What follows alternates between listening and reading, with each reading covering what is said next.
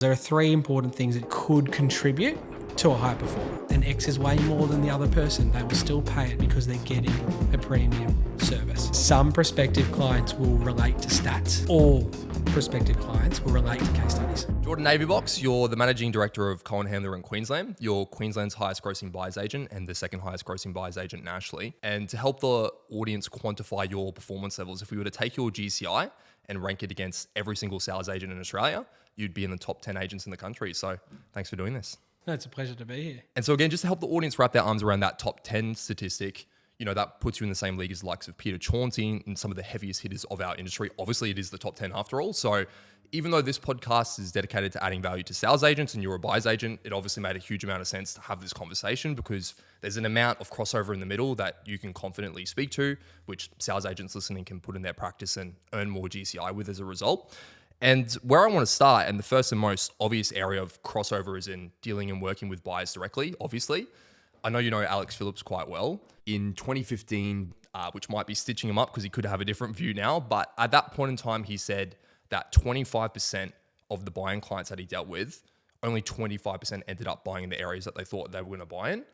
I think if you're an agent listening and you're interpreting responses to qualification literally, you're potentially leaving deals and GCI on the table, which I'm sure is something that you have a lot of first-hand experience with because you're working with buyers directly every single day. Yes. And so would love to hear your thoughts on sometimes the difference between the first brief and what they end up buying, because I'm sure you would have an endless list of case studies and would love to hear your thoughts on this topic. Yeah, totally. I mean, as buyers agents, we often find buyers very late in their search. So it's really interesting. It's one of my favorite questions I ask when I meet a buyer for the first time is, okay, you've just told me that brief now, like they tell me their brief. I say, what was your brief when you started?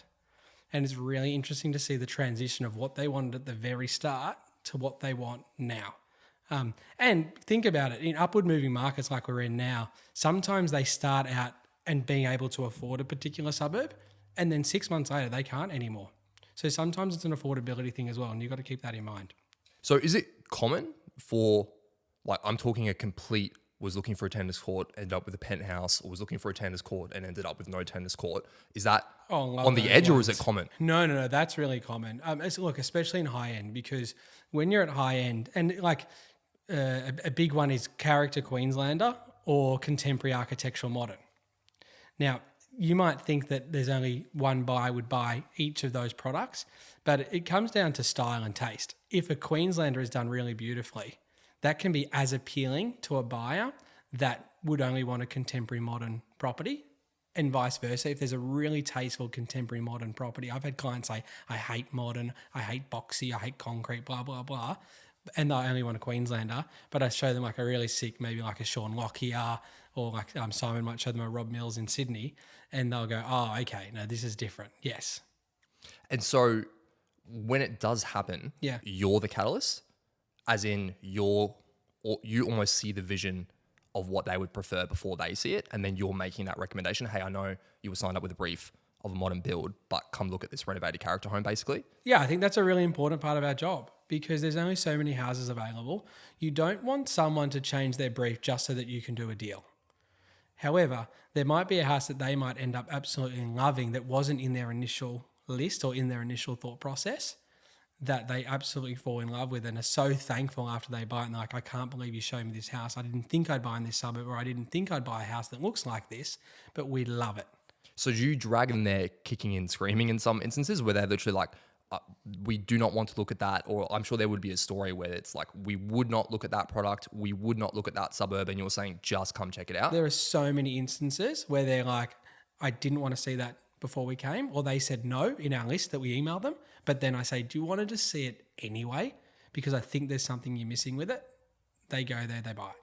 You mentioned Simon. Basically, there's the first story of the first buying client he ever worked with was basically a tennis court buyer, and they ended up not buying a tennis court, which I think is a good tie into this conversation.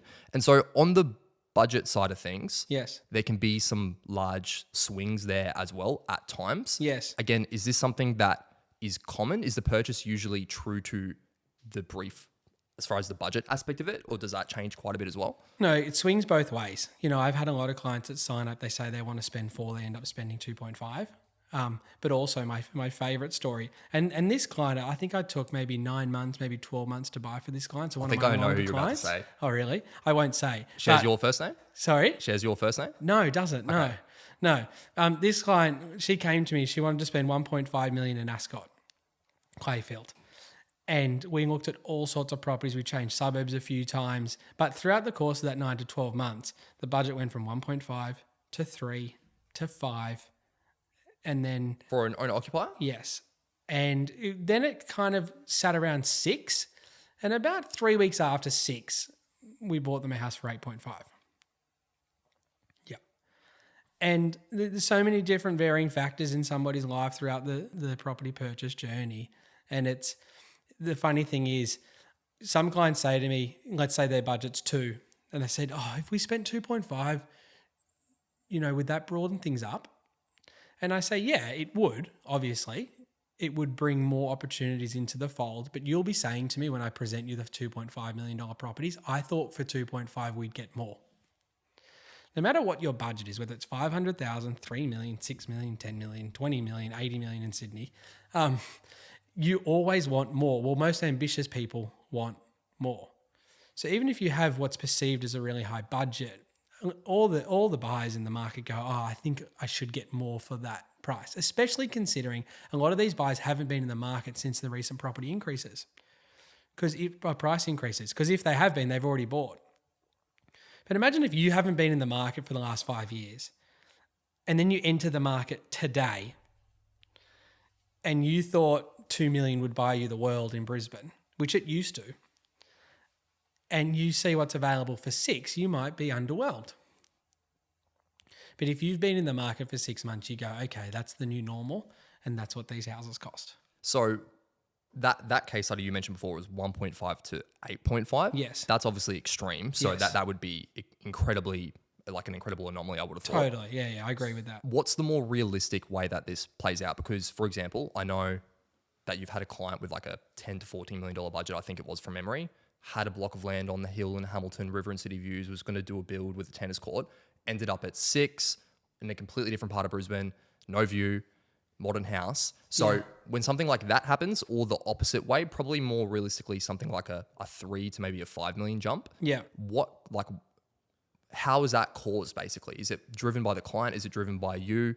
Do you kind of read between the lines and go, okay, look, they've kind of said to me they could potentially access more if it was the right one. And I know around this price point, they're not really going to get what they want. So I'm going to make this recommendation. Like, how does that play out? Yeah, Brisbane Prestige is a pretty low debt market, certainly compared to Sydney, because if you look in the eastern suburbs of Sydney, I think the latest stat is Bellevue Hill's average purchase price or average property price is 9.6 million. That's the average. Okay, so you think for that price point, that's a high debt environment because the average is taking on a mortgage to buy that property. Whereas if you're talking $6, $7, $8 million in Brisbane, that's really prestige end of the market. Yes, the buyers are borrowing, but they're not borrowing nearly as much. So if you've got a buyer that might have a budget of 10, 12 million, if you can find them an amazing house for 7 million that keeps their debt so low, keeps their capital available to invest in other ventures, then it could be really appealing for them to pick up a property at that price versus spending the full 12. And then on the opposite end of the spectrum to everything we've just spoken about, how often is it that the brief and the buy are the exact same? I would say more than 50%.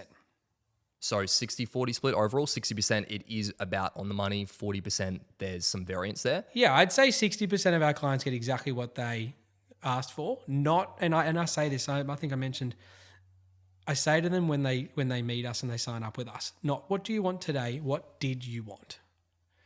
Because we represent a lot of clients in New Farm. Go and look on realestate.com sold section and tell me how many houses have sold in New Farm this year. There's not many. And then if I said how many houses over 5 million have sold in New Farm this year, it's even less. So there are a lot of buyers that want that type of property, and it's not that they can't afford it. It's just that it's not available at that present point in time. But naturally, with the access to properties that we have, which is far greater than the typical buyer looking for themselves, that we can get them back to that New Farm dream that they wanted, that they had. So I would genuinely say that 60% of our clients get exactly what they came to us to source. And then 40% you're getting creative, like if it's a but new it's farm, not you'll that, recommend a Balimba because they're both lifestyle totally. suburbs. But I don't mean that only 60% of clients are satisfied. I just mean that 40% of clients are buying something that they didn't have in their own mind when they engaged us. It might be, I tell you what, client signs up for Ascot, wants to spend $5 million in Ascot, wants the yard pool thing. Okay, great. Now, if I find a property in Hawthorn on the river that I think's got a strong discount to market value, and they can get boat access on the river that they never thought they would achieve, and I find them something for 5.4 million, and I say, hey guys, I know you're not looking in Hawthorn, but here's a direct riverfront house for 5.4. Would you consider this? Okay, they come, they buy. They get a great deal. They live on the river now. They're loving it. That they're totally satisfied. However, they fall into the 40% category that didn't buy what they set out to buy. And this gets into, because in the industry, there's all this talk of the deal maker versus the order taker. Yes. And so if you are the order taker, Yeah. it sounds like you're leaving potentially up to 40% of deals could be left on the table if you're not using your deal brain to go, okay, what can I match them with? Yes. Look, I've got a reasonable reputation. I like talking about myself too much, but I do have a reputation. Jordan, I'm interviewing you. You're precisely meant to talk about yourself. So you've got every excuse. But within our office, the other buyer's agents say, why don't you sort of encourage them to buy? And that's not them saying you should encourage them to buy. That's just a question. And I feel like my approach is really soft. My job is not to tell someone to buy a house. That's their job as the buyer. I'm not the buyer. My job is to show them all the available opportunities in the market in their price point. If they say, stop showing me houses in Ashgrove, I'll stop showing them houses in Ashgrove. But until such time, I've got to show them houses in Barden, Paddington, Clayfield, New Farm, Hawthorn that fit their requirements. And it's quite often that, they might buy something out of their initial spectrum. But as I said, they're completely over the moon once they've done it. So what about fits their requirements, Yeah. but doesn't fit their budget? Will you send it to them? Very early on in the search. I think that's important. I say to all my clients, if your budget's 2 million, I'll show you properties up to 2.5, and I'll show you properties that need a bit of work from 1.4, 1.5 upwards as well. And they ask for that. They want that. Some clients might have had bad experiences in the market. A lot of auction properties, no guides in Queensland. Let's say a seller wants $3 million for a house. The buyer calls up and says, Mr. and Mrs. Agent, I've got a budget of 2.2 million. I'm looking at this house. I know you can't give me a guide, but do you think it's suitable for me? That agent's job is to say yes. Even if they say 1.5 for a $3 million property, the agent's job is to say yes. Does that annoy me? No, it's one of the reasons why clients engage me, because they don't like that fact. But it is an agent's job to get, especially auction agents. Ray White's a big auction agency. What they do really well is get people bidding in the room. I think that's one of their really high qualities, and I can't fault them for that. Is that going to get someone's budget from 2.2 to $3 million? No. But will that feed the buyers that are in the 2.5 to $3 million range? Will that feed their anxiety? Yes. Will that feed their adrenaline? Yes. The more bidders there are, the more amped everyone gets, and the more buyers in that room that will push above that budget. So that buyer that's got 2.2 might push to 2.4. But the key is to get that buyer that's got 2.8 to push to 331. And the more buyers in that room, the bigger outcome the seller can get. So within the context of effectively everything we've just spoken about, and maybe anything else you have in mind. Yeah. So Macleay Longhurst from Sydney Sotheby's basically talks about he will personally carry, like himself as an individual, not his EBU, but him personally will carry around 25 hot buyers on his books at any one time. Okay. Now, in an ideal world, everyone's going to refer to you, Jordan, but let's park that for a second. Yeah. If you're just looking to genuinely give advice to sales agents tuning in, they've got their hot buyer list of maybe it's 15, maybe it's 25 of people that, have narrowly missed out on something. They've bid or made an offer. They're frustrated. They're urgent. They're genuinely hot buyers. Yes. How can they be getting more deals done than maybe they currently are? I guess within the context of everything we've just spoken about, what would be your best advice to sales agents listening on buyer work? Look, no disrespect against Macleay, because obviously he's one of the best agents in the country. I think 25 is a lot. I don't know how you can provide true service to all 25 buyers. Obviously, Sydney's a very different market, and Sydney has a lot of different buyers. So I'm sure their processes are very different to ours, and hence why they can make that work. But for Queensland agents, I'd be focusing on your top 10 buyers. Obviously, you can got to get a lot of listings out of buyers, even if they don't have anything to sell. And this is why so many agents do refer to Cohen Handlers, so that they hold that relationship with that client. So when they go to sell their property, they're the one that's going to get the listing, not the person that they've bought off. Okay. But like taking the buyer's agent thing away from it. And with this. Yeah, in terms of like that hot buyer list and how can they get more deals done with those buyers in terms of thinking outside the box and just the things that you do day to day. The best thing is prospective clients say to me all the time, I've had so-and-so come and appraise my house, but I'm not ready to sell until I buy. That's why I'm sitting here with you today. Right. These sellers say to me all the time, oh, so-and-so said they've got to buy, but everyone says that. You know, or even clients that I've already bought for and I've referred them back to the agent that referred them to me. Once they've even signed their Form 6, but they're just getting their marketing ready, they're in that sort of 2 to 3 week window before they actually hit realestate.com. They're like, you know what? So many people found out we're the ones that bought that house. So everyone's been calling me saying, I've got a buyer, can I bring them through? Okay. And what they all say to me goes, they never actually have a buyer. I say, who's the buyer? And they just don't know. They tiptoe around it because they clearly don't have one. But by having that top 10 buyer list in Queensland, or yes, 25 in Sydney, that gives you the ability to say to your prospective vendor, this is the buyer. This is where they currently live. This is where they've just bought, blah, blah, blah. Or, you know, this is where they've recently missed out on. Can we get them through your house? It's prospecting dynamite. There's I remember training with Josh Fegan many years ago at a previous agency, and he would basically say, instead of saying our agency has thousands or hundreds of buyers, it's kind of not a sensible comment, because It's like you've got thousands or hundreds of buyers and you've still got 20 listings as an offers available for sale. How does that make any sense? Whereas if you're saying, here's my top 10 list, it's these 2 for your place that I think are uniquely suitable. That's obviously a much more powerful conversation because it doesn't feel like you're basically making things up effectively. Yeah, I mean, there was a recent listing presentation that a prominent Brisbane agent, I won't mention who he is, did, and he walked into that listing presentation with a printout of 10 buyers that he has currently that he's working with that would be a prospective buyer for that one house. Now that house was a $15, $20 million home, which is really expensive for Brisbane. But he'd gone into that listing presentation, not with how good I am, not with how many houses I sell every year, not what my GCI is, not what car I drive, not what watch I wear.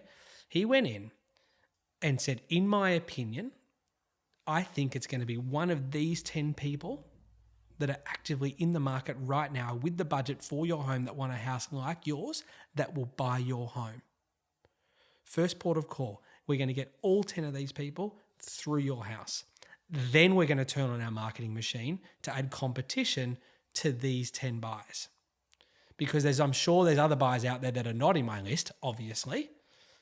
But let's start here. Let's add the competition of these new ones in, and that's how we'll get you the best outcome. And I thought that was a really powerful tool for him to use on that listing presentation. He won the business, by the way.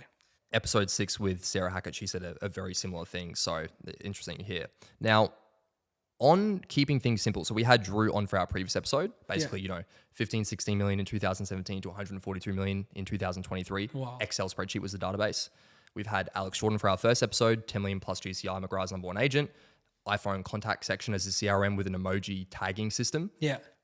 Alex Phillips, who we've already referenced, it was confirmed as recently as 2023 with someone in his team that he was using Outlook contacts as his personal CRM. Yeah. There might be some additional nuance there as well. Now, when looking to the tech within your business, have you achieved the top 10 sales agents in the country? If your GCI was translated to sales agent GCI, it is absolutely outrageous.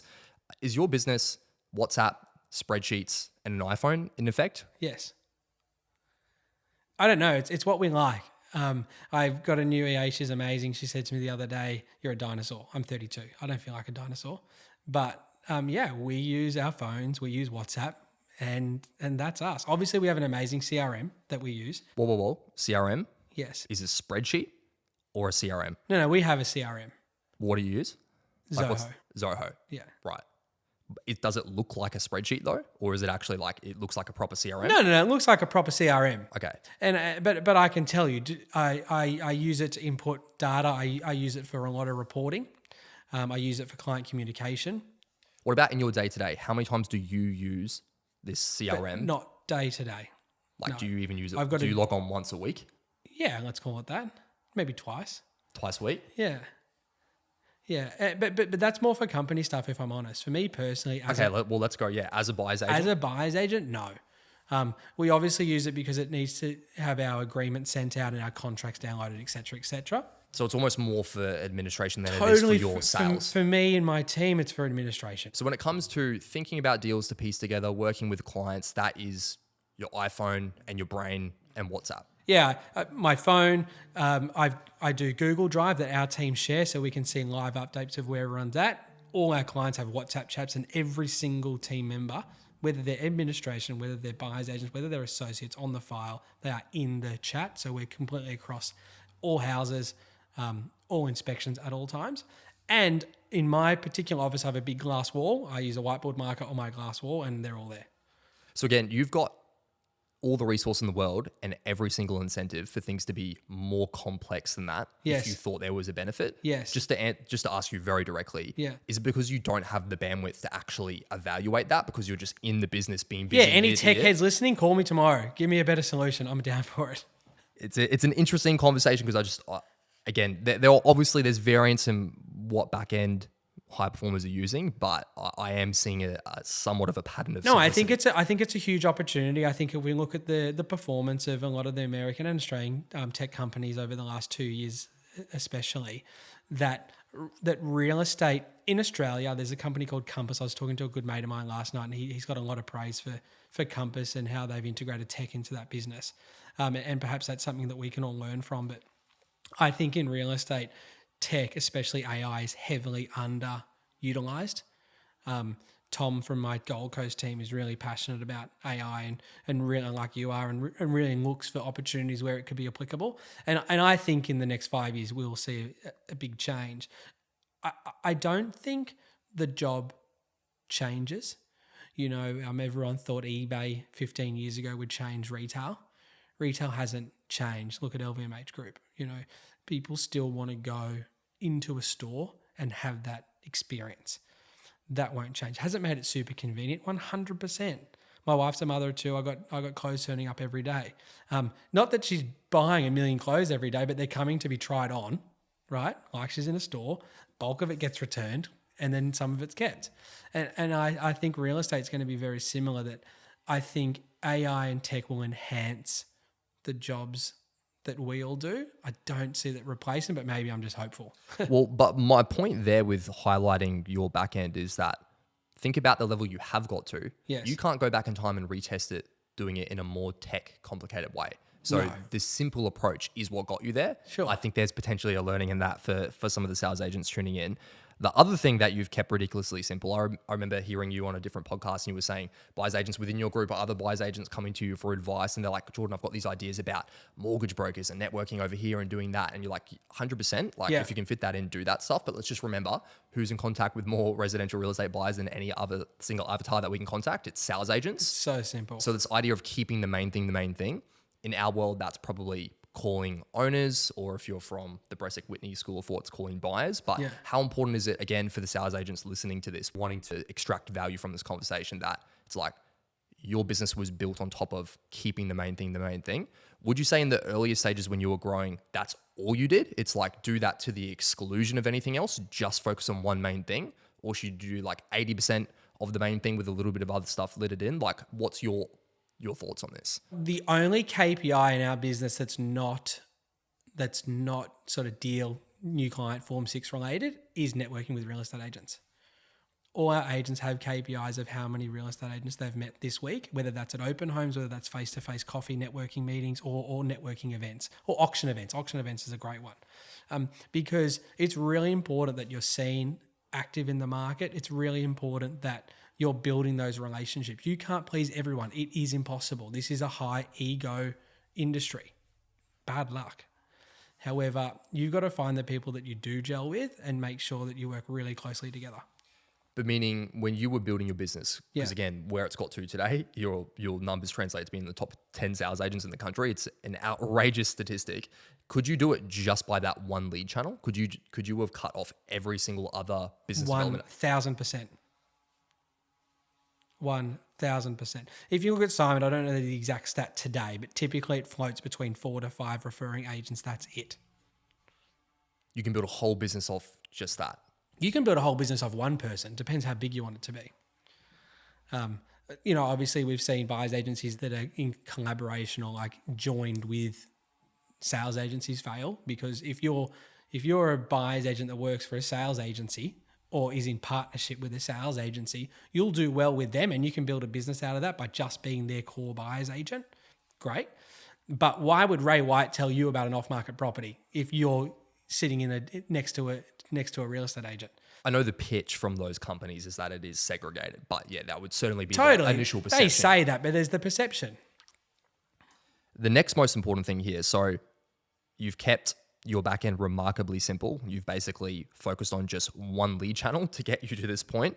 And then the other thing I've heard you talk about on another podcast is volume and work ethic. So when you call it resourcing, which means looking for off-market addresses through real estate agents. Yes. You're like, if it's a resourcing day, Yes. you look at iPhone's updated their settings now, so you can't do it. But it used to cap at 100. So it was like a great little accountability tool. And you would go, when it's 3 or 4 o'clock in the afternoon, you should look back on your recent section in your iPhone. It should read like 9 a.m., 10 a.m., 11 a.m. It's a lot of phone calls. Yeah. It's like if you just focus on one thing and then just apply a lot of volume towards it. Yeah. Like, would that kind of explain mostly of where you've got to? Because like agents will be listening to this going, how have you written that much business? Yeah. Is it effectively this? Yeah, totally. And there's a lot of agents listening to go, yeah, they gave me the shits when they call me every time, But as your business grows and as you get more clients, they want to hear from you and they're calling you. That's where the shift is. When the agents start calling you and saying, hey, what buyers have you got? I'm low on stock. Can I shop for your buyers? That's the key. That's where you want to get to. But you can only get there by building those relationships. And the only way you can build those relationships is by making those calls. And can you talk about, so the price that you have paid? Yes. There's in alternate universes, there's 1,000 other Jordans that are at different levels of financial success, let's just say today. What is the price you've paid to get there from an activity level standpoint, a work ethic standpoint, and like just a volume of calls standpoint? Like if you could just paint that picture. Because I know I've sometimes see you when I drive past, you're in the office late. You're texting me back at like 10:30 sometimes. I'm like, it's madness. Yeah. It's a grind. I don't think anyone at the top would be any different, if I'm honest. Not to be honest, like I just think that is the case. And if it's not, I need whatever they're on. If you want to write high volume, then you need to be having high volume activities in your days. It's just a fact. That's the price. Yeah. And does it take a toll? Of course it does. I'm really lucky that my family's so supportive of this. And we're only a young family, which is good as well. And hopefully that this hard work that we're putting in now creates to greater freedom at a younger age. There was a time about 2 months ago, everyone's voicemails have been failing recently. So they had to physically print my bill and give me a copy when I was in there the other day. And I looked at the bottom, it was like 3,200 calls for the month. And I was like, oh, I've never tracked that. That's really cool. 3,200 calls for the month. Yeah. And it was a pretty powerful stat to see, because obviously that's just over 100 a day, but that is 100 a day every single day for the whole month. So clearly, and like my Sundays are pretty good. Like, yes, I'm on WhatsApp and I'm on texting, ask my wife, I'm on emails all Sunday, every Sunday. But to be honest, I wouldn't make that many calls on a Sunday. Sunday is a pretty low activity day work-wise. Meaning you're saying that's really more than 100 calls on the balance. I feel like of the day. that's 6 days a week. Yeah. Which is what? 24, 25 days a month. So here's a stat, or some stats you might find interesting. So basically 68% of Australian agents write less than 400 GCI. Okay. Then you've got just under 10% that are above $1 million in GCI, which leaves just over 22% that are between 400 and $1 million. Yep. I feel this is a pretty interesting marker you've just laid down there in terms of your call volume, because no matter where you sit in that segment, obviously Jordan's in the top 10 sales agents in the country if you were to translate his GCI. Yep. It's fair to say, is that the same volume that you're pumping out? And it wouldn't be quite logical to potentially expect a similar level of result without a similar level of input and effort and volume. Totally. Well, I say to buyers agents, sales agents, I say to anyone in sales, there are 3 important things that could contribute to a high performer. 1 is talent, but I don't think that's the most important. 2 is hard work, and 3 is network. And I think hard work and network are the biggest 2. Okay, I was a tennis player as a kid, and I don't know whether this is to keep kids that weren't going to make it like me keen, but they always say there's talent and hard work, and hard work totally trumps talent. I don't know if that's true for things like tennis and golf, but for real estate, hard work 1000% trumps talent every single time. Because with the network and with the relationships you have, you build those. They don't just come. You know, some people have them, but you add to them and you grow them. And it takes hard work to add to your network and grow your network and grow your relationships within your network. So I honestly think that's the most important thing that you can have. But you've got to think about it. Like if you look at the median wage in Brisbane, I think it's $60,000 or something. If you're telling me that 22% of real estate agents are making between or writing 400 to a million, yep. which means they're earning somewhere between $200 and $600, $700,000 a year, it's a lot of fucking money, you know? So I wouldn't blame someone for getting their Saturday, or not their Saturdays in real estate, but getting their Tuesday afternoon back, or playing golf on a Wednesday, or going home at 5:30, or getting in at 8:30 if they're in that band and they're doing that off raw talent and their existing network. 2 important points that you've just mentioned. So the first thing is there are no right answers. It's just right for a level of performance. And then you just have to decide if for your life, that's the pathway to, if you want to pay the price to walk on that path to get to that level of performance. It's a lifestyle choice. It's a life choice. There are no right answers. Or you could do what you said and you can take it a bit easier. Yeah. The other thing that you mentioned is talent in sales. I actually can't figure out what that could mean in sales, because I think everything is a skill, unless the only talent is like if you're genetically predisposed to not need sleep or something, like that is a genuine genetic advantage. I can't think of anything else that would make you, yes, you can have like a diverse background, which makes you charismatic and better with people, but that's ultimately just skills and experiences. You can fix that moving forward too. Yeah, I think that's the biggest one. You nailed it. I think that the only talent is just being a people person, being able to read someone. But you can develop that as well. Yeah, totally. Those are all skills. Yeah. Back on returning to that top 10 hot buyer list concept that we were talking about earlier for sales agents listening, there's a tool that you use. I don't know if you still use it right now, but this is a podcast from a few years ago. You were talking about basically if there's like a multiple offer or a competed situation, there are no barriers to getting out of it besides participating. Yes. You do this thought exercise with your buying clients. Yes. Like this visualization tool or like simulation tool rather. Yeah. Can you talk to the sales agents? Yeah, it's a really good one. The sales agents can totally use this because with buying clients I'm very lucky in a multi-offer. I'm only dealing with one person. I've only got one person's disappointment to deal with. Okay. Or excitement. Whereas a sales agent, if they're in a 5-person multi-offer, they're working 5 people. That's tough. You know, I certainly don't envy their position. Rather than saying, like a lot of them can be quite abrasive, and it's not, they don't mean it. It's obviously their anxiety in that scenario that drives them to say, you just got to put your best forward. And unfortunately, that comes across as a little bit arrogant and it comes across as a little bit distant. So I think they could genuinely use what I say. And mine is this, I want you to think about your max. It's so difficult to think about your max. I want you to imagine that this was happening in 2 hours from now and you lost reception in about an hour. And the property is going to sell at 3 p.m. But from 2 p.m. you can't get me on the phone or the agent or the seller. It's just you're in the dark. I want you to start at 1.8 million. We know you'd pay 1.8, or you know you'd pay 1.8. Yeah, of course, we'd pay 1.8. We'd probably pay 2. Cool, great. Start at 1.9 then. Go up in $50,000 increments in this dark room. 1.95, 2 million, 2 mil 50, 2.1, 2.15. And every time you get up 50,000, go, would we be disappointed if when the service returns, Jordan calls us and said you missed out? Now, naturally, you'd be disappointed if you said, I wouldn't be disappointed if someone paid 2.1. You'd be disappointed you didn't get the house. But what you're saying is, if there was reception and I told you you've got one last chance, it's about to sell for 2.1, you wouldn't have done anything about it. Cool. That's not your number then, because you wouldn't go above 2.1. Great. So your number's going to sit somewhere between 2 mil 70, 2.1.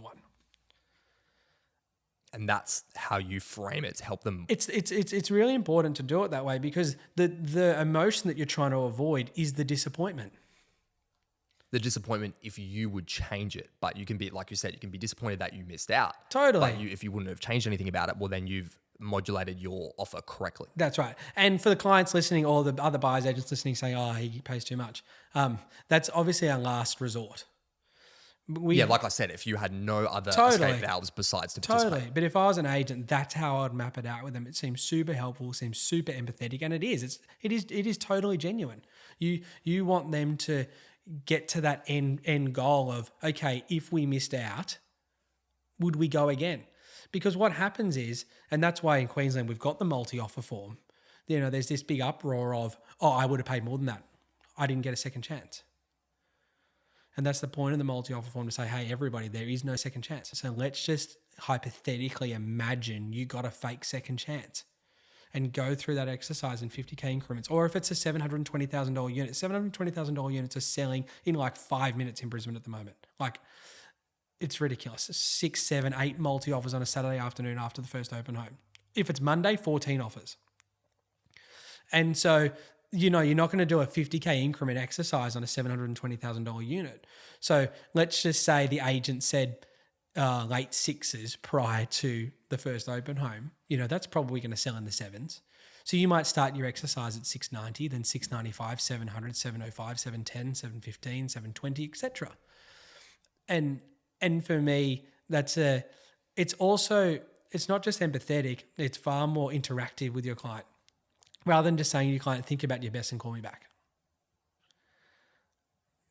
So yeah, I think they're the two things it adds. It adds empathy and it adds interaction. And for sales agents listening, I think that's a particularly good tool if you've got a hot campaign and then you've got a few buyer sellers which are interested at the same time. Yes. What a great tool to properly, because then they can't blame you for the process. You've carefully stepped them through it, and then all of a sudden you're not the bad guy if they don't get it. It's like, look, my hands are tied here. I have to serve my seller, but let's talk through this, basically. Yeah, I couldn't tell you how many clients that have engaged our services because they came into my office one day after an agent said to them, just give me your best. They give zero feedback, zero guidance, zero assistance. And that client or that buyer ends up having a grudge against that particular real estate agent. And it's like, well, how is that agent supposed to build their network of potential sellers if they're pissing off buyers throughout the process? You can't, as I said, you can't please everyone. All high performers are going to have buyers that don't like them and buyers that do, sellers that don't like them, sellers that do. I'm sure you've had lots of speakers come on and like, it's very much a personality business. If you just don't get along with someone, you're not going to sell with them. There's a few exceptions. So yeah, I think that goes a long way to showing a buyer that you genuinely care. You're trying to help them out.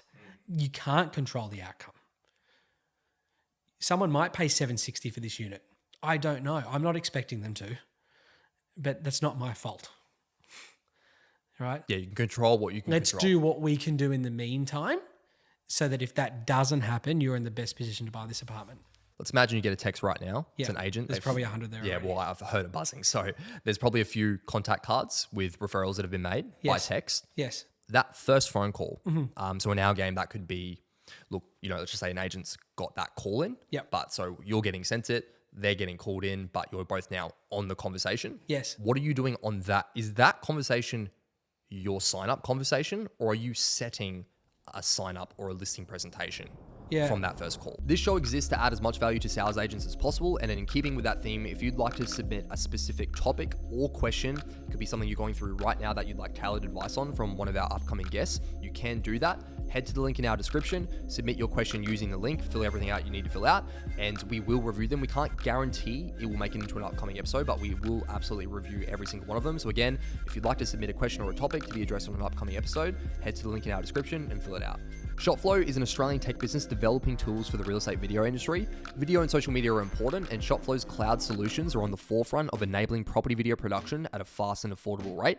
Visit their website, shopflow.io, to learn more. Again, that's www.shopflow.io to learn more.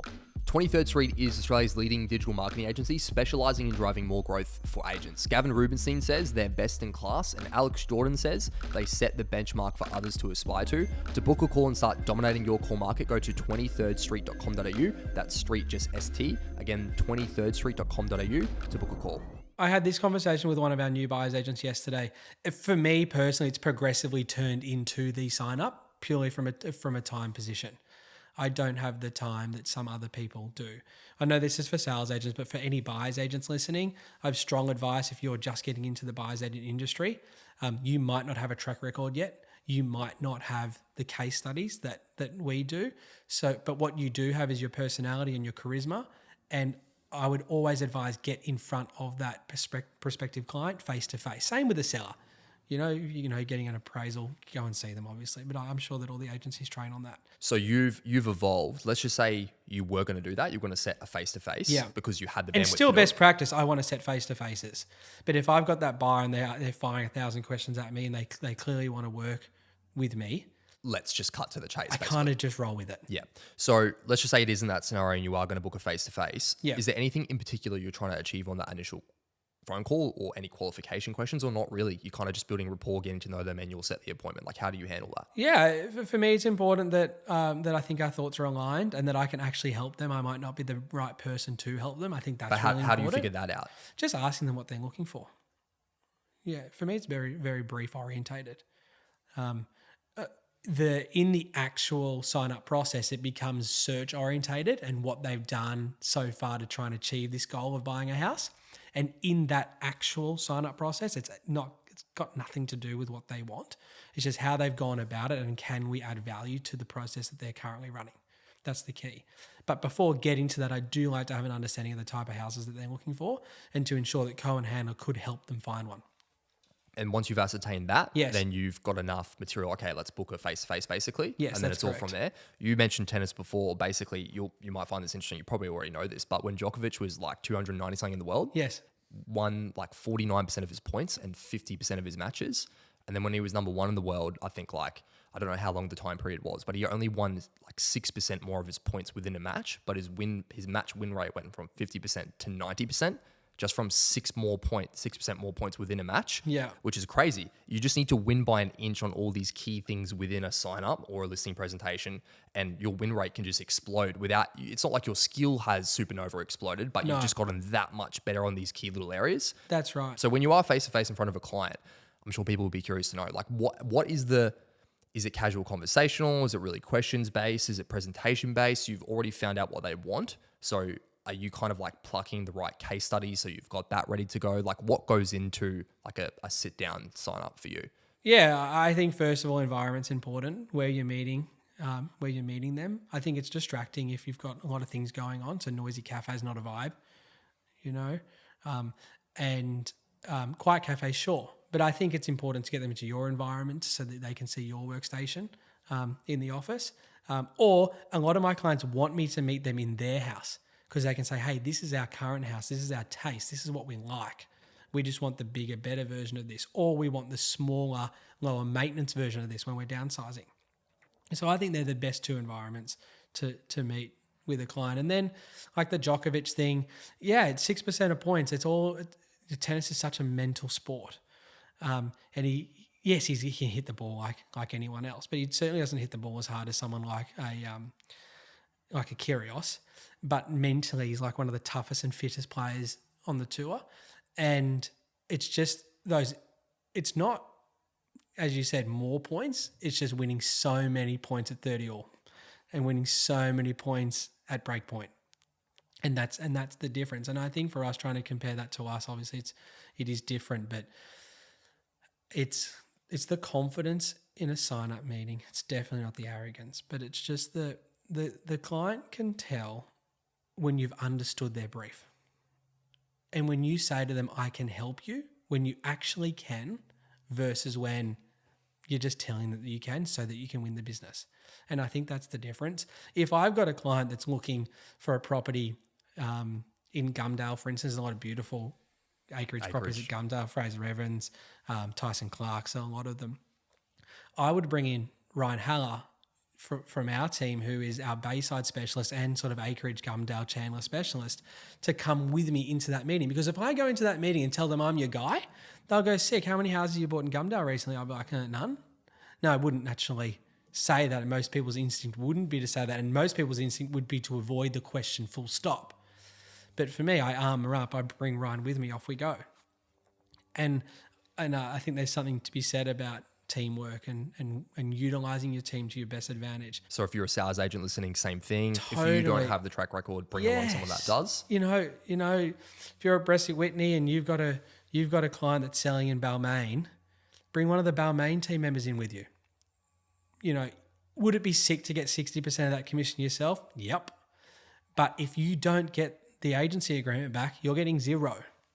Or if you overprice it because you thought that was the best way to get the listing because you didn't have the product knowledge to get it properly, right? And then you don't sell it, and then someone from McGrath sells it, you're getting zero. So by bringing someone like Adrian Oddie in with you and saying, hey, King of Balmain, we're going to work together because you like me, but I want the product knowledge with me on this, it's like a foolproof sign up. It'll be quicker. It'll be easier. Splitting the workload anyway. You can delegate more time to your other clients. And for me, that's a really big part of probably my transition over the last 3 years to write greater volume is working with a greater group of our team so that we can service our clients more effectively, but also service a greater volume of them. On basically breakpoint, you were talking about, winning that crucial breakpoint point. And basically, fee is one of the biggest topics that comes up. Obviously, that if you handle it wrong, you're going to lose the whole thing. Yeah. Obviously, Alex Jordan on for our first episode. He's probably the most skilled in the country at defending fee, writing over 10 million GCI with 3.3%. Yeah. And he talks about if there's one variable as a sales agent, that's the highest leverage thing that you can alter to earn more GCI. It just hits your bottom line straight away.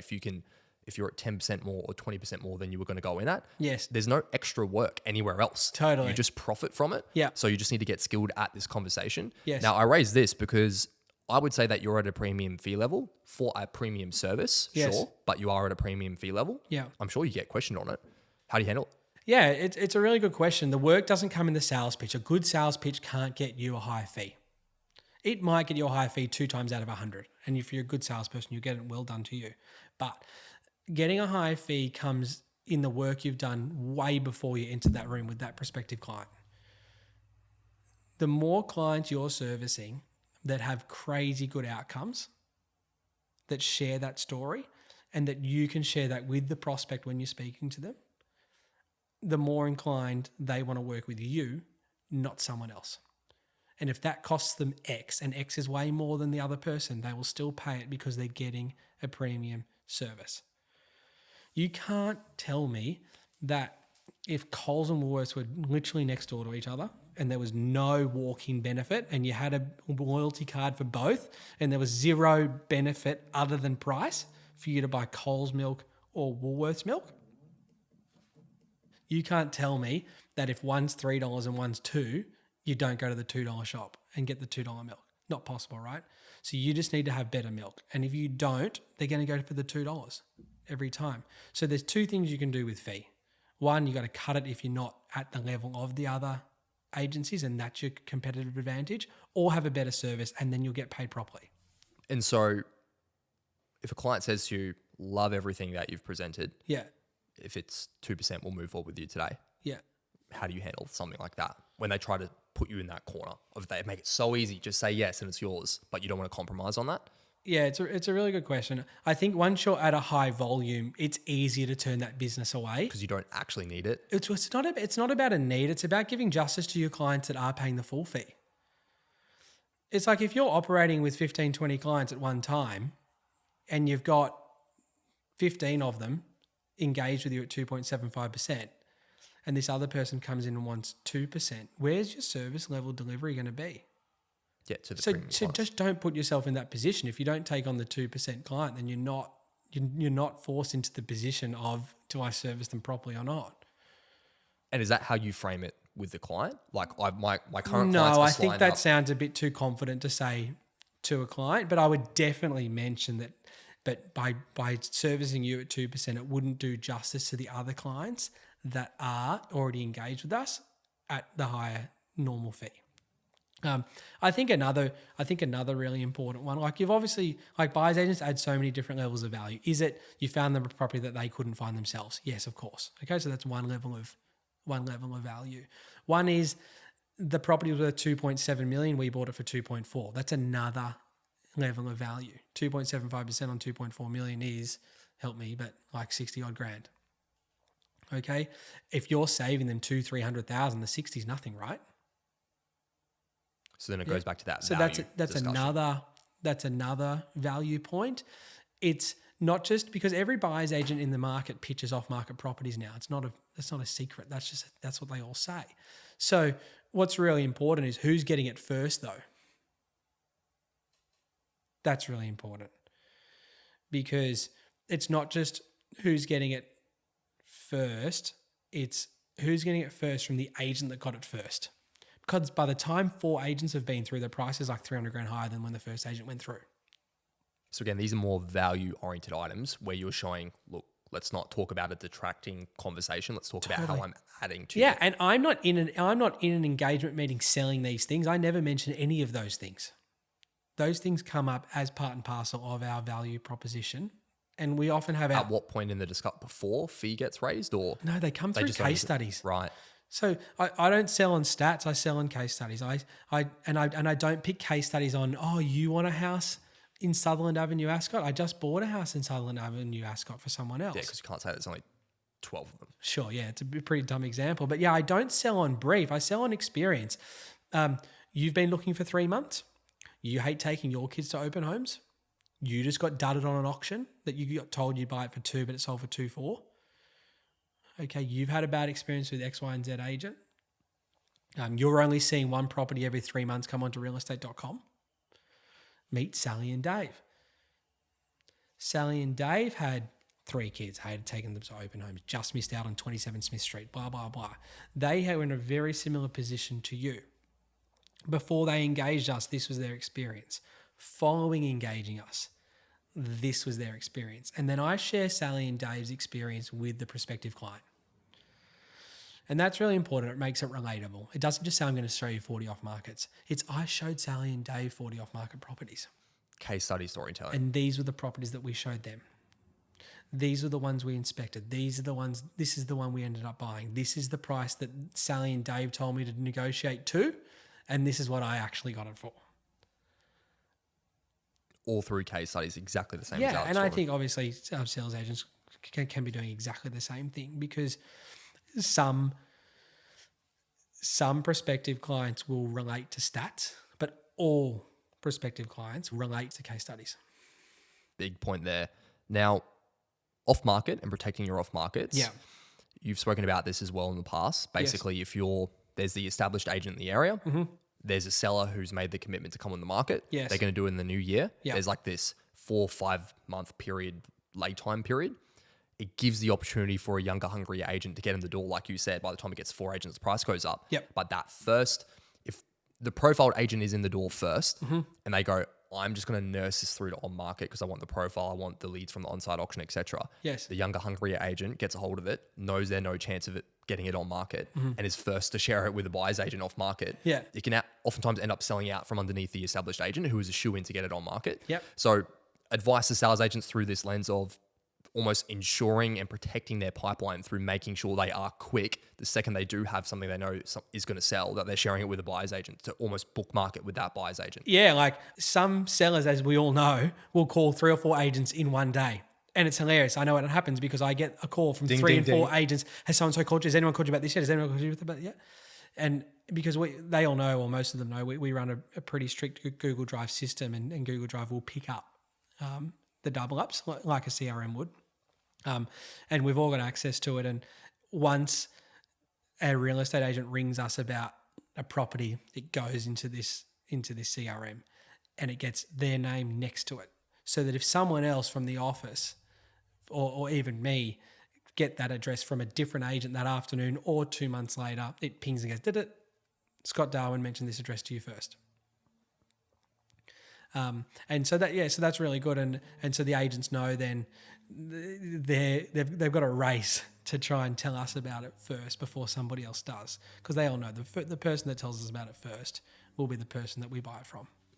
And so, unless in an instance of someone else getting a Form 6 or taking it to market. The second there's an agreement in play. Yeah. But basically the principle and the lesson there being, just make that part of your checklist process. Okay, I've discovered something. It's genuine. Totally. Let's get it on the plate of a buyer's agent so that someone else doesn't do that and then it's sold out from underneath me effectively. Yeah. Final topic here, Jordan.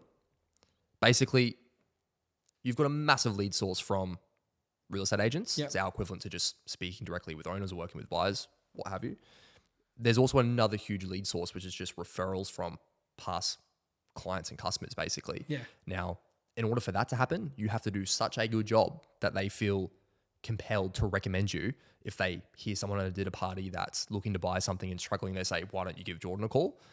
That is way easier said than done because effectively we're just saying, do a great job. Yes. So to build up that gap between what they've paid and the value and the service, that goodwill that they've received in the positive sense, it's a difficult challenge, especially so when you've got a difficult brief. They're on your books for 6 months, blinking, you know what, they're on your books for 12 months. What are the little things you do? Because your buyers are like our vendors. Yes. So what are the little things you do in that service process to make them still feel, even if it was harder and took longer than everyone anticipated, that they still had a good service and they're going to recommend you at the end of it? Communication is everything. That's the number one thing that I can recommend to anyone in any field, in any industry. You know, I'm a service abuser as much as I am a service provider. I love service. And I think even if the outcome isn't what was expected at the start, if the communication is high, they will always be happy. Now, I don't mean as a negative. I don't expect anyone would have an experience that they weren't expecting. But honestly, communication can fix all things. But then spinning that into a positive, the more you communicate with the client, the greater they feel at the end of it. Because they're like, oh, the property just didn't fall into his lap after 4 months. Maybe we could have found that property anyway in 4 months. The more effort you put into it, and the more houses you show them, the more inspections you go on, the more face-to-face time you get with your client, which is tough in our industry because we're seeing so many houses that don't suit our clients. And we want to protect them from seeing those houses if they don't want their time wasted. But it's just communicating them and saying, these are the houses that we've seen for you this week. We don't think they're suitable for these reasons. Have I missed something? Which goes a little bit against the other thing of testing everything. But once you do know exactly what they want and you know their boundaries, like if they say don't send me anything on a 400, no matter how wide the frontage is and no matter how close to the street it is and the backyard is naturally bigger now for a 400, if it says a 4, no, you're not going to send them a 4. But you might send them an email and say, hey, these are some 400 square meter properties that we found this week. I know none of them are suitable, but just so you know, this is what we came up with. And I think that's a really powerful tool that we all like to do on a Friday is if you haven't found the right property, especially for the Sydney team, because imagine trying to find a house in Point Piper, right?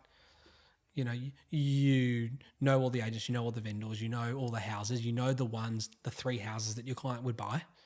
Yeah. And it's just maybe not going to come that week. But you might summarize to them, these are the other properties that we did get, even though they're not suitable, just so you know we're active for you and this is what we found. Or this is the most recent conversation that the agent that I'm working with on 57 Smith Street has had. It's looking like we might be able to get through in 2 weeks. Don't hold your breath, but it's looking like a strong opportunity. And so it's just keeping them abreast of where you're at all times so that they feel involved in your search. But then there's some clients, one of my favorite clients, he said, brother, he calls me brother. Brother, you don't need to call me. You don't need to update me. You don't need to tell me you're working. I know you are. Just call me when you get me the house. And then probably 6-8 weeks later, I called him and said, I got your house. And he said, okay, I'll believe it when I see it. He turned up, he bought it. So everyone's different, but I think go with over communication until they tell you not to. Evidence of effort and touch points, basically. Yeah. Jordan, thanks for doing this. Thanks for having me. That's a wrap on episode 8. Thanks again to Jordan for his time. Again, if you would like to submit a question for an upcoming episode, any challenge or roadblock you're going through in your business that you'd like to unlock, you can do that. Go to the link in our description and submit it. Again, can't guarantee that we'll ask it, but we will absolutely review all of them. Thanks to our partners for this episode, 23rd Street and Shopflow. See you in the next one.